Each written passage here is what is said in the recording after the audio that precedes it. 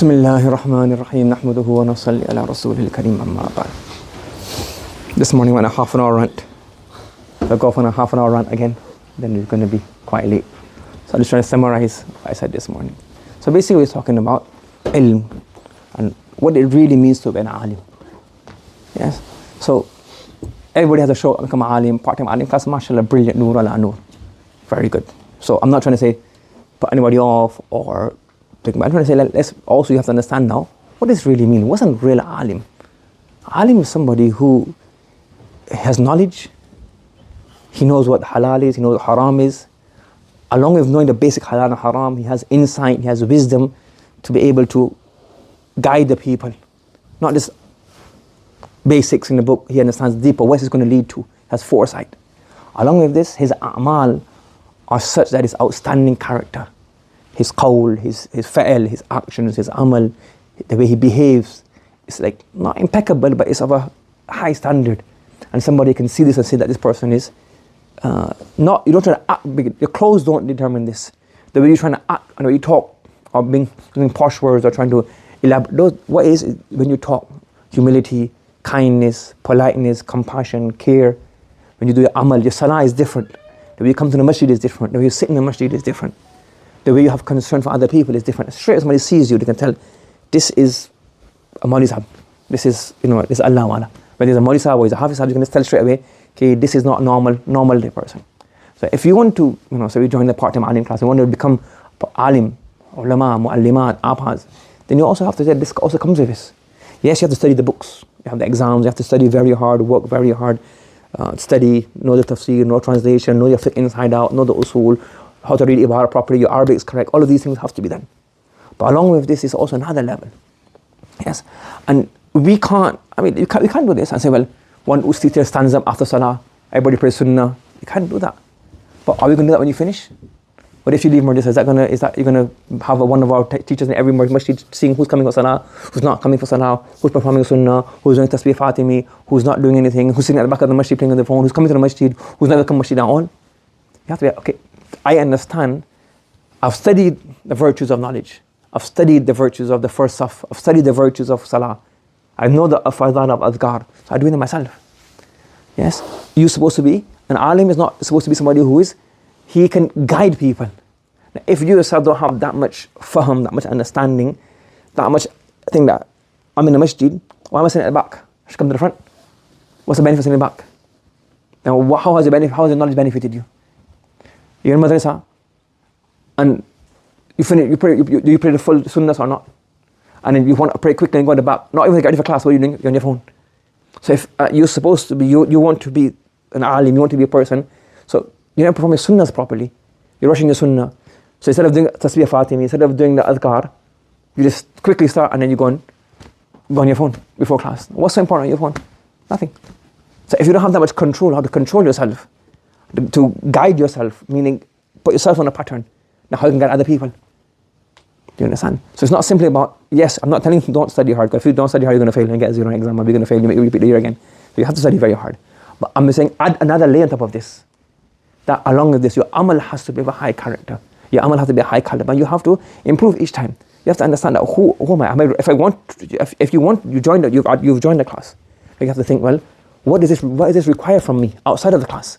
In class, it requires hard work, determination, writing notes, learning stuff by heart, memorizing, understanding. That's all thing. And outside of class, well, salah has to be in place. Yes, as I mentioned to you before, if an alim and you study the virtues of salah with jama'ah, and you study the punishment of not performing salah with jama'ah, or not performing salah at all, and still it can't get you out of bed for fajr to come to the masjid, then how lam yanfa'ka ilmuk?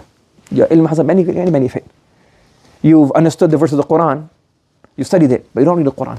Quran is just there on the shelves. You don't do it. You understand, you've read all the virtues of azkar, dua, tahajjud. Imagine this, you're a scholar and never even it comes to your mind that I want to wake up at tahajjud. It's just like, that's not even on my to-do list. You have other things in life. I want to go on this holiday, I want to go eat in this restaurant, I want to buy these pair of shoes, but you never thought, someday I need to, at least one day a week, one day a month, maybe in the winter, I have to. What do you think? Oh, winter, we got long, or for just late tomorrow, or Isha is really early, so what do you think? Or we can stay up late and talk. we can go out to eat. Or it does come to our mind, if I go to sleep early today, that at least today, it's winter holidays, I got no work tomorrow, and I got bank holiday, don't get to work, I can go sleep early and get tahajjud. That your mind doesn't even think on that lines.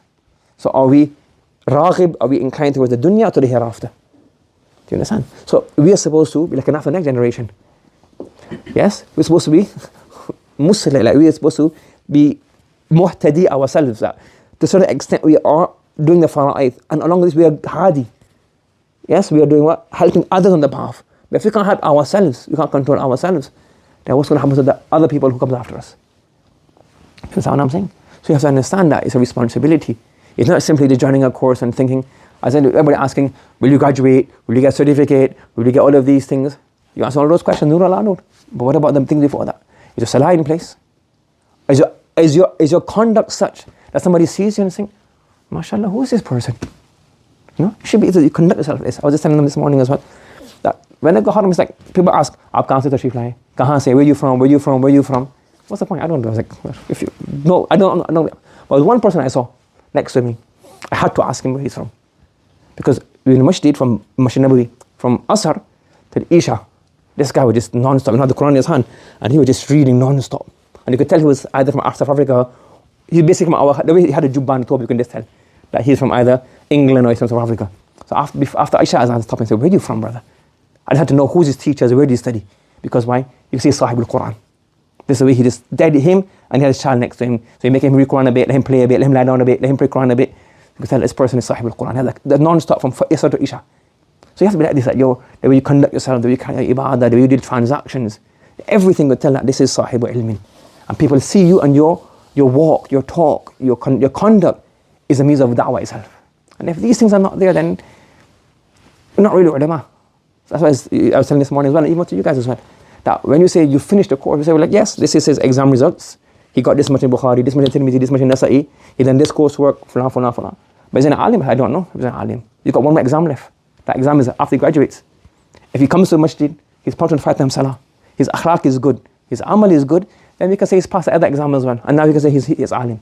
So when you finish the course, you finish the books, you're alim bil quwwah. You have the potential to be an alim. You know the information, you can teach maktab, you can do something. But if you don't do anything with this ilm that you have, say, well, he's failed the other exam. That's not our responsibility. We taught them, we teach them. But the other exam that they have is not just a book exam. The other exam is a practical exam. If they pass that exam, then you can say they're ulama. If they fail that exam, say, well, they fail the exam, they're ulama. So the knowledge is, there's 2 parts to this ilm. One is what you know. This is the results. I can show you the results. The other part you can judge for yourself. If you see that they're muttaqi, they have taqwa, they have good character, they're serving the ummah, they're serving the people, they're helping people go to Jannah, then we say they are ulama.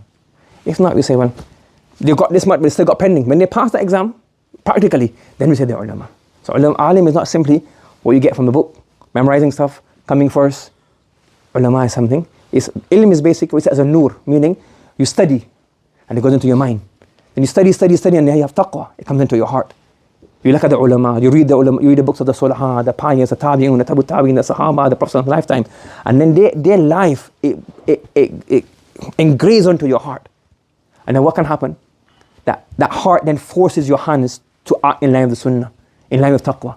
That ilm is in your heart so deep that now your tongue has to speak with that ilm. You just can't say rude words, you just can't curse, you just can't swear, you just can't miss your dhikr. Your heart is such that when your eyes go, when you go to sleep at night time, your heart is such that it forces you to wake up in the morning, that you can't miss fajr, because it's your heart is such that you feel, oh, tilawah is missing, I didn't do tilawah today. Your heart is missing that there's no dhikr. So that's how what nur is. So that's what ilm is. Ilm is a nur. So ilm is one memorization. Anybody can memorize. Anybody can write. But the ilm that we are after is both. The ilm that you understand, you can understand what is right, what is wrong. You can prevent faults from coming into Islam. You can propagate the right message. You can defend Islam. You can propagate Islam. And along with this, it's in your heart, that your heart forces your body to act in line with amal. Then you can say this person is alim. So may Allah give me first tawfiq to act upon what's been said, and all of you. Does everybody understand? May Allah give us tawfiq. Subhanallah wa bihamdihi, subhanakallahumma wa bihamdika, wa nashhadu an la ilaha illa anta, nastaghfiruka.